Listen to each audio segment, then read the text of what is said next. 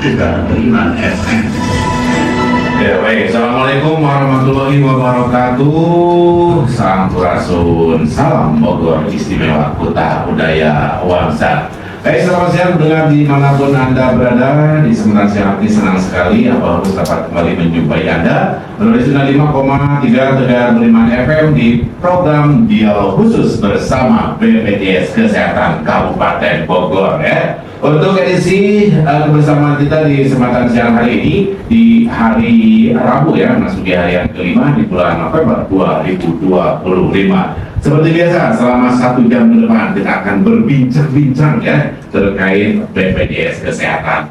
Dan di kesempatan siang hari ini, alhamdulillah narasumber yang luar biasa ya, sepasang narasumbernya yang luar biasa sudah hadir di studio ya. Langsung saja kita perkenalkan dan kita sambut ucapan selamat datang kepada Bapak Dr. Anas M. Ihwansyah Gani, APTMM ya, sebagai Kepala BPJS Kesehatan Kantor Cabang Cibinong. Baik, selamat siang Bapak. Assalamualaikum. Waalaikumsalam warahmatullahi wabarakatuh. Selamat datang Bapak. Makasih Abah. Iya. Sama-sama Bapak. Sehat Bapak? Alhamdulillah. Punten Bapak, nampaknya mic ini kurang terlalu dekat nih, kurang ini kan, jadi kurang sering sebenarnya. Lebih tinggal sakit ya. Baik. Itu dia mendengar narasumber yang pertama yaitu Bapak Iwan sudah memperkenalkan kepada Anda, dan berikutnya ada Ibu Dr. Elis Tiasera ya, Tiasera SPKKLB sebagai Kepala Klinik Kita Saja, betul Ibu ya? Ya, semua. Assalamualaikum Ibu. Waalaikumsalam warahmatullahi wabarakatuh. Lama Ibu. Alhamdulillah. Pangestu, selamat datang Ujen Sumping di studio Radio Teman FM ya. Baik, pendengar dimanapun Anda berada, ke perbincangan kita di kesempatan siang hari ini akan membahas terkait tema screening digital pada aplikasi mobile JKN ya. Dan tentunya untuk pendengar di rumah nanti boleh nih ya, siap-siap ya, dengarkan, simak perbincangan narasumber kita siang hari ini. Untuk yang mau bertanya permasalahan ataupun apa saja ya terkait ke BPJS-an, silakan ya, nanti bisa bertanya langsung ke WhatsApp 0811 989 ya. Sekali lagi 0811 989 6683 untuk dengar yang mau bertanya atau komunikasi ataupun juga apapun itu ya yang mau disampaikan kepada kedua narasumber siang hari ini. Baik, langsung saja mendengar di kesempatan siang hari ini untuk pembuka untuk pertanyaan kita siang hari ini tentunya kepada Bapak Kepala ya, Bapak Kepala BPJS Kantor Cabang Cibinong. Bapak, Pak, apa yang dimaksud dengan screening riwayat kesehatan atau SRK ini Pak? Baik, screening riwayat kesehatan itu merupakan daftar pertanyaan tentang riwayat kesehatan diri sendiri, keluarga, dan pola konsumsi makanan. Itu ada di fitur menu atau screening riwayat kesehatan di aplikasi mobile JKN Abah. Oke, baik. Kalau gitu siapa yang wajib melakukan screening riwayat kesehatan, Bapak? Yang wajib melakukan screening riwayat kesehatan itu adalah seluruh peserta JKN. Seluruh peserta JKN. Oke. Dan tentunya peserta ini tuh bisa langsung Pak ya, untuk melakukan screening riwayat kesehatannya. Baik. Kalau begitu kapan sih Pak peserta harus melakukan screening riwayat kesehatan? Sebenarnya cuma sekali tahun aja Mbak, tapi sebelum mengakses pelayanan di Vaskes pertama. Jadi misalnya tuh dia terdaftar di klinik Kita Saja atau klinik di puskesmas. Nah, sebelum dia pakai di klinik atau puskesmas tersebut yang terdaftar, maka dia harus melakukan screening dulu. Sebab kalau nggak melakukan screening, nanti dia nggak bisa mendaftar di puskesmas atau di klinik tersebut untuk memperoleh pelayanan kesehatan. Dananya ya, belum juga dan lain sebagainya Pak ya. Oke, lanjut Pak.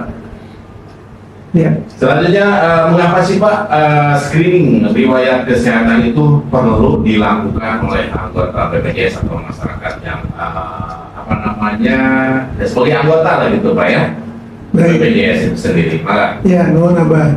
Yang pertama sebenarnya screening riwayat kesehatan itu kayak payung ya. Jadi sebelum kita sakit, kita mencegah dulu. Mencegah Oke. itu kan lebih baik dibanding mengobati. betul Jadi sekali. ibaratnya ini kayak medical check up, tapi pakai daftar pertanyaan. Ya. Nah, jadi itu tuh untuk melihat potensi risiko penyakit. Penyakitnya ada 14. Penyakit ada 14. Ada 14 yang ada daftar pertanyaannya. Oke. Yang pertama, yang paling sering nih, diabetes mellitus atau kencing manis atau penyakit gula. Ya. Nah, kemudian hipertensi Ya. atau darah tinggi, stroke, kemudian penyakit jantung ya, iskemia, ada talasemi. Talasemia itu kayak pembekuan darah, itu gangguan pada pembekuan darah. Oke. Kemudian ada kanker payudara, ada kanker serviks, kanker usus, kanker paru, Ya. tuberkulosis atau TBC, PPOK, Ya. hepatitis B, hepatitis C, dan anemia atau kurang darah. Apa? Oke, itu ke-14 Betul. jenis penyakit Pak ya, Ya. yang di apa namanya, yang dipayungi lah Pak ya tadi ya Betul. oleh BPJS. Kalau di luar itu misalnya Pak seperti apa? Apa ada layanan lain atau seperti apa Pak? Kalau di luar kan penyakit tidak 14 tadi yang disampaikan Iya, Pak betul. ya, silakan. Jadi kalau memang di luar itu apabila peserta sakit ya, ya itu bisa saja langsung ke vaskes pertama. Tetapi memang screening itu perlu dilakukan. Ya. Kalaupun misalnya dia screening ternyata dia sakitnya panas misalnya, Ya. atau sakit perut gitu ya, Ya. kan nggak ada di 14 tadi, ya nggak apa-apa. Dia kan berarti isiannya kan semuanya negatif. Nah, pada saat dia sudah negatif, kemudian sudah melaksanakan screening tersebut, dia bisa mendaftar dan mendapatkan pelayanan. Jadi bisa diobatin tuh sakitnya gitu. Oke. Baik.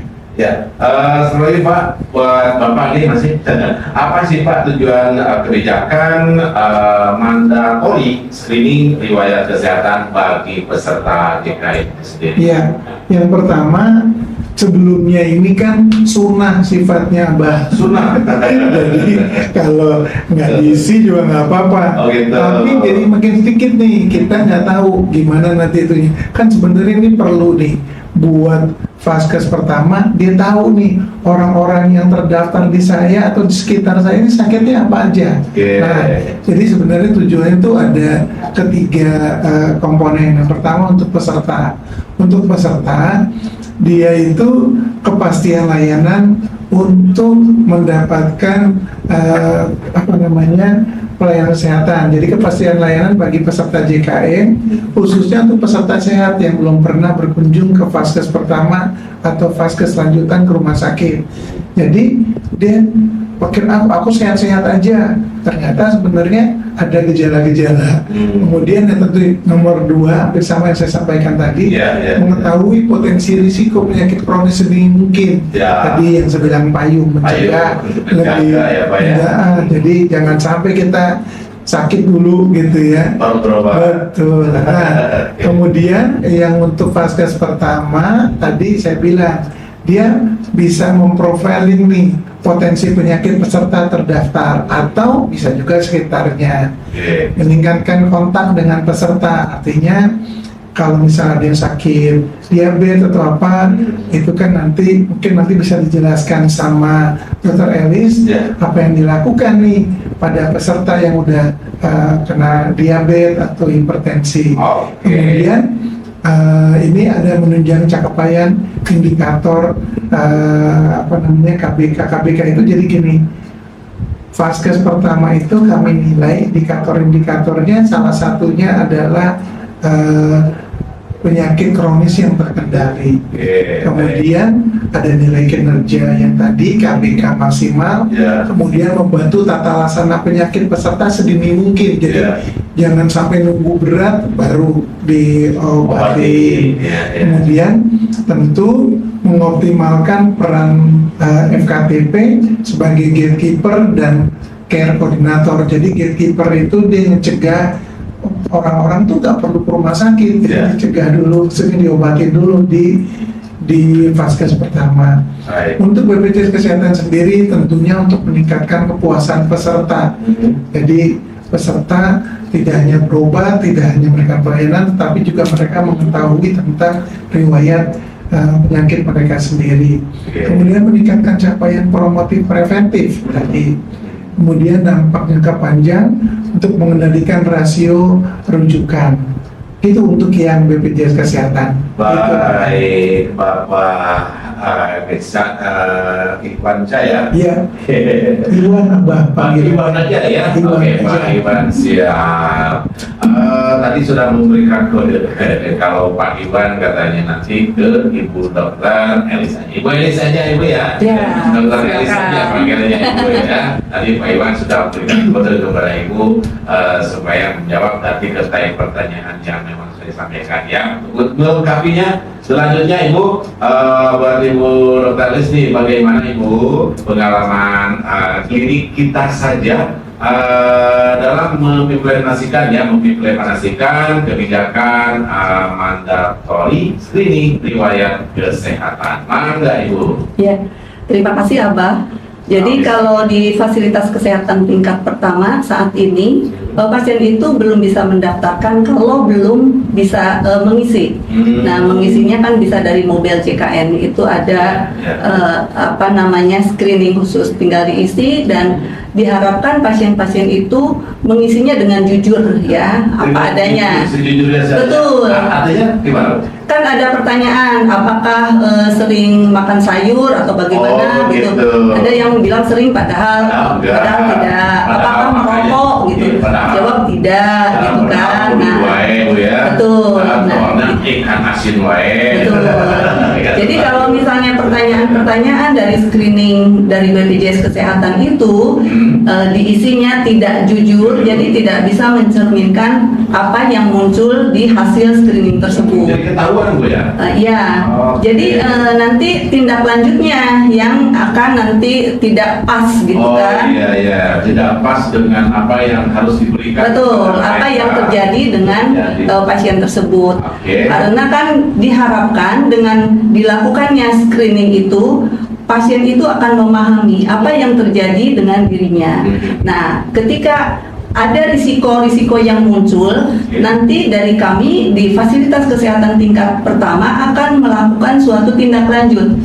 Ya, dari PICare BPJS Kesehatan akan kelihatan seseorang yang datang berobat itu akan muncul di sistem elektronik medical record BPJS Kesehatan itu, oh si A itu risiko hipertensi, oh si B itu risiko diabetes. Nah itu akan ada tindak lanjut. Nah kami akan berkomunikasi kepada pasien tersebut untuk screening diabetes.